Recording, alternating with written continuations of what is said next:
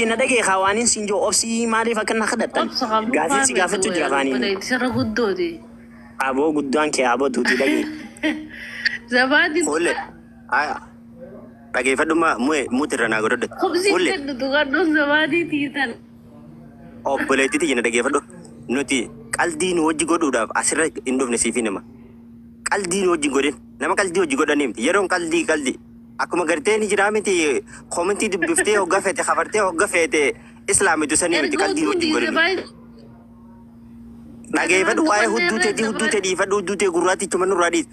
Artistii Qamar Yuusuf wanni qeexuuf maali? Raamin qabdu ni nyaatanii. Habibti ammaan tana nuti ijoolleen taane miira keessaa beeka. Ijoolleedhaan gaaffiis namni saraan si gaafate saraan nu deebise allaqe bakka.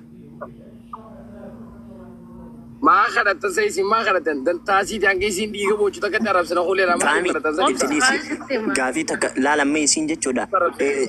Yoo isiniif fakkaatte malee nuuni miti qoobsii jechaa jirtu ka gubbaatti jiru. Ka gubbaatti jiru kana jirti malee qoobsa kana nuu miti. Ka isiin kadhachuu jirtu yoo sii galee obsi amma gizee jechaa jirtu ana jetteen fudhatiin abbaa urjii jetteen fudhatiin kabiraa gaafachuu jirti. Rafu jirti sii galee. Gaafuma ati akkana malaan mana hidhaa sijiinii jiru. Beekumsaa miti dhaggeeffadha obsi mee gotaa obsi. Amaan obsi tasa hanuti obsi. Weesh obsi. Gaafi namni si gaafate deebis achi bood. Akkam taateeti? Dirqama kee raawwadhu mirga kee gaafadhu. Kanaan jettee obsi ishfiiq. Nutti hin jirtu obboleessa kiyya maal taate faani? Ooni waan fedhan ishfiiq obsi gizem singi obsi. Obsi. La ila ya rabbi Yaa obsa mutu gara daawwati sitti muudeema. ayyee dhufte kara keenya mee ayyee Amoon dhufte timte obsi dhagee fahame. Awwa gabboo si firraa dhawu jirti. dhiisi Amma bakka itti firra dhawu Fahame gabboo. ti jiraam sa kafani. Deebisa usee sintan taaneen. Obsi. Muka obsi ishfiiq maal taate. Eti nama sarchise reekoordii si qabu jira moo akka bitila. Fufti obsi. Qaldi wallahi qaldi tinjiru asaaqiyaa akkanaan dhaggeeffadhu. Cilee tana cilee xurii fakkaattiu. Aboo obsi si dhagahan jira. Anu tuyyuraan farkaa jira. Saabee kan farka tana fakkottu. Qaalitti turizimii tapha jira akkanuma dhiisa walaa faamiidha imbaasiin gooticha dhiisi gisenne dhiisi khalas Ichi ora miskiinaa talee qaalitti gabarita. hojii maanuma taate oo maali fayyaan qabdanii isin dhiisa bichoowwan barsaa'ee bakiyya Itti firraa dhaa jirti amma maqaa isaa oobsi jette. oo fayyaan qabdanii isin oromoo tuni muka fe'u. firraa dha'u jiru moo? Namni akka firraa dha'u jirtu deeggarsa uffata ushaa. faamuma ajaa'ibaa faamii kaoobsi wajjin haan jiru natti hin jirtu bichoowwan giseensi hin jiru Wanni hojii nu akkuma taate obboleessa kiyya Namni tirraa kana oh my god jette firraa dha'u jirti.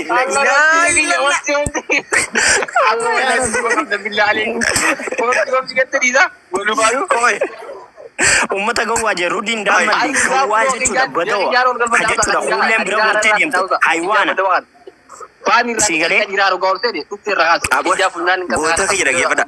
koompitara if dura keessee taa'uun kee amma beekumsa si fakkaatee miti ati gabaaree jechuudha siifin himaati uumummaa biyya tanaa qabaatee jechuudha badawa hin jeen horii natti siifin himaati Mu'e 1 minute. Mu'e dhiisi. xiyyaara keessanii salaati haywaanota nama isin hin beekne Dhiisi himaa bannaate dhiisi. Awoo dhiisi. Wale wajaa azzala taa'e Rudiyaan. faaraa jedhu Rudi. Baga nagaan dhufte muti firaa kaajime. teessee badaa seeta Dhiisi dhiisi. Mu'e koy mu'e dhiisi. yaa okay nama hin beekne tokko akkanuma kaatee dura badawa hin jeeniin sii galee Toma yaa gure.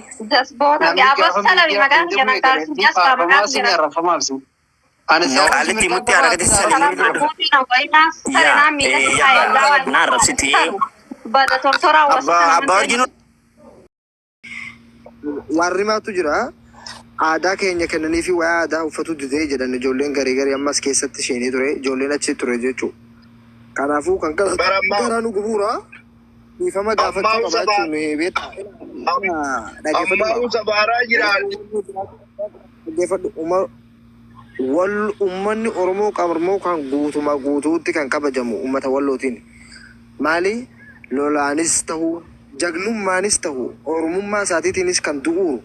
oromummaa isaatiitis kan ol qabee jiraaturu giddiin harka nafxanyaarraa giddiin kan jiraaturu ummata wallootiin ummata walloo oromooti. Dhugaa walitti dubbannaa miti. Kanaafuu kana dhaabaadha walloon geessan immoo dhugaa dubbanne oromummaa siyoo qabda. Oromummaan ni beektanii jechuudha. Beektanii lolaanis beektanii qawweedhaanis beekamuudha isaan beektu. Kana keessatti waggaa tokko laallu waa meeqaan nutti dhagahamaa jira. Biyyi inni dhufee keessatti gammachuu agarsiifatun barra biyya ilma namaa kumaatamaan hidhaadhaan adabdee itti dhumaati ilmaan namaa mana hidhaa kana keessa dhumaa jirtu keessa dhufee gubbatti dhiichisee bara gubbatti qabrii miskiinaa gubbatti jechuu dhiichisee bara. Itti xiqqeessan gaduu deebisuu oltanuu dhugaa rabbi dubbachuuf. Gaduu deebisuu oltan gaduu deebisuu. Wallahi garaan nu gubate. Wallahi garaan nu gubate. Gootummaan walloo maalitti takkaas yaa deemtee hin qabu. Akkana gaddeebisi tolchite kun akkana gaddeebisi oofi. Maal gotaa ol deebifta gaddeebu qaba hayyi. Artistiin Oromoodhaa eenyu oli lubbuu nama tokkooti oli. Lubbuu nama tokkooti oli miti. Abdi. Mee dhiifama guddaa wajjin waa dubban. Akka beekumsa kiyyaa waa dubban naaf kenna yeroo dhiifama wajjin dhalee. Jedhan sheekun illee irratti dubbataa jiran waan akkana kana dhugaa rabbi ani. Bakka sanatti waa dubbadhaa gaa waa yaade tokko beeytanii. Maaliif jennaani? Qamariin bichaa miti dhugaa rabbi sheekodas fuuluma ifaadhaan jechuudha. Sheekoleen hedduudha seenna. Fuuluma ifaadhaan akkuma nama waan taatetti jiruu fi jiraataa jiran namoonni baay'een akkuma jechuudha wantatti ta'uu fi tanan arganii ta'an taatan jechuudha. Ta Qamar Yusuf tana irratti bakka kana irratti nama dogongoran jedhee yookaan waan xiinxalle qaba. Akkuma Qamar Yusuf nashaataadhaan biyya kana dhufee biyya kana irratti koonsartii gaggeesse kanatti akkasuma nashaataadhaan daawwaa godhaa bakka garaa garaatitti tajaajilaa masala nama kagabdur baalee dhaqanii wanta jedhan sun keessatti yaaddatanii agartanii uummata manidhaa kana akkasumatti ilaaltanii simmee qo'aa kan jedhu dhiifama wajjin mee waatiin xallaallee jiran. Xiqqoo isii bakki masjid haraamaa kanatti nama wanta jedha malee wallahi billahi tallahi Qamar Yusuf nama badii dalage jedheen jechuudha. Osoo ijoolleen mana hidhaa jirtu jedhanii suura wal bira hidhanii poostii godhan namoonni takka kana aarsa wallahi billahi. Siidha isinii galaa. Nama waa meeqa ta'u miidiyaa kanarra waa meeqa argu jirra. Nama meeqatu fuula ifaadhaan bii garagaraa deemee asiin kaayiroo bii garagaraatitti simatamee wanta jedhe sheekkoon maan ta'e jechuudha. Innillee akkasuma sirba haa ta'u malee wanni sirbaa fi mazuumaa garagaraa haa ta'u malee dana qayyaru malee tokkoma ijuma tokko laala waan sanii jechuudha. Wanni ammootu osoo uummanni mana jiru mataa keenyarra dhiichisee Qamar Yusuf badii qaba waan sanii bakka sanitti dhugaa rabbi wallahi billahi dogongoreen akkasumallee.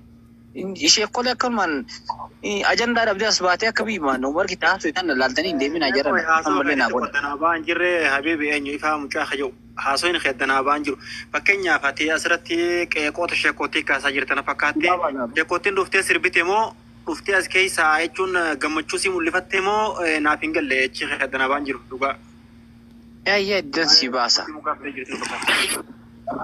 Qamar Yusuf dhufeemi masalan Qamar Yusuf bar koonsartii suudii kan dhufeemi dhufuu isaa kanarratti namni tokko maal viidiyoon jirtu sheekootiin halkanii guyyaa sagalee ijoolleef ta'utti jirtiisi du'aas guru jechuun sanii uumiti waa'ee sanii keessaa hubeen yoo lammaffaa as deebine biyyi tun biyya kabajamtuudha biyyi inni irra dhufee itti dhiichisa haaraa kun waan sanii dubbadhaa malee akka isaadha namni as dhufee biyya tana lammaffaa ijoolleen maneedhaa dhumu tokko nagarree sadaffaadha biyyi tun biyya quraanii keessa bu'e nabiyyiin keessatti ergame dhufee as keessatti sirbuun isaatu haxaa guddaadha.